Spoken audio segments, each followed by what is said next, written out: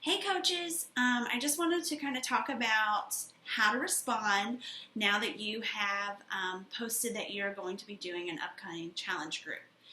So you're starting to receive questions about what is your group and what does this entail. And so I want to kind of go over 5 tips of how we kind of work through that process.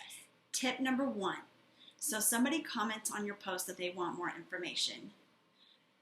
Do not boatload information into a open Facebook post for everybody to see.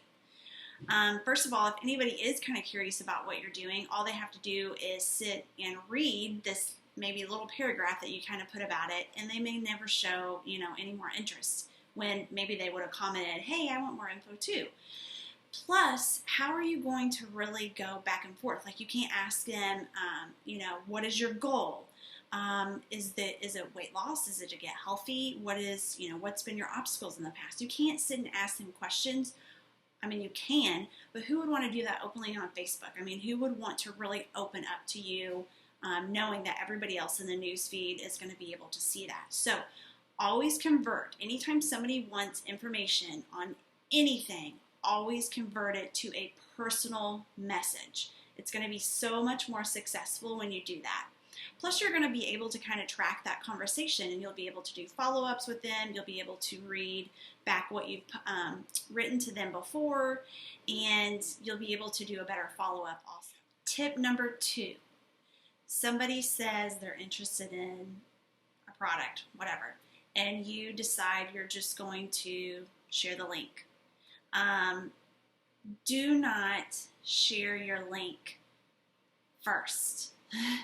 Actually, don't even share it second. You first want to, and please never post it on your Facebook as part of your call out, ever, ever, ever, or post your link with your website. Do not do that. It comes across so super salesy, because really it is. You're not trying to get to know anybody at that point. You're just putting out a post and hoping somebody clicks on your link and buys from you. That's not what we want. We want to help people. And if you're just posting your link, how are you really helping anybody at that point? All right, 3rd tip. So anytime you write a message, please try to go back through and reread that message, because it's so hard in text to really see how you're coming across. And a lot of times, we're all doing 50 million things a day. This could be during your lunch break, you're messaging somebody, or in the middle of dinner and bath time with your kids, you're sitting there trying to message somebody, or you're actually messaging 10 other people. So really try and take the time to reread and make sure that you're not going, just right at it, and that you're not saying, okay, this is a 21-day fix, and this is what you get, and this is what it costs, and this is what a challenge group is. Don't sit and scramble through everything. Really take the time to reread the message, make sure that your point is, coming across. And that really kind of leads me into tip number 4, is to really try and breadcrumb it, okay? Don't give them the whole loaf of bread. Don't overload them with information in that very first message that you send them. Don't sit there and say, this is what like I said just a second ago, this is what the 21-day fix is. It comes with Shakeology. It costs, $160.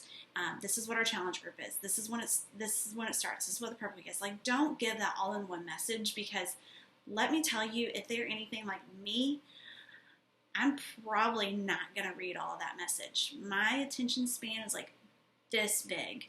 And I think a lot of people's attention span is pretty short, because we all have busy lives. So start small. Do the messages back and forth. Build up that relationship with them.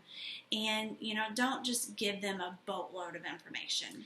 And then tip number 5, ask those questions. Tailor it to them. Anytime that you answer, you come back with a response. Again, ask them those questions about them. Don't make it about you. Ask questions about them. Once they give you their answer, then relate it to you or another challenger, or somebody else that that they had that same issue and it worked for them. And all right, guys, last don't be scared of the inviting process. This is really what skyrocketed me as a coach, because I was just kind of like that invite queen. I just wanted to get everybody involved, and I wasn't going to get offended if people didn't answer me or people told me no, which happened a lot, because that's not who I was looking for. I was looking for that one person that needed me and needed my help. You know, and a really great example that I had heard is if you go to a restaurant and at the restaurant, you know, they ask you, do you want a cup of coffee with your dinner? And you say no. You know, is the waiter going to be offended that you just told them no? No, they're not. So don't be offended if you ask somebody to do a challenge group with you and they tell you no. It has nothing to do with you. And a lot of times no means not right now.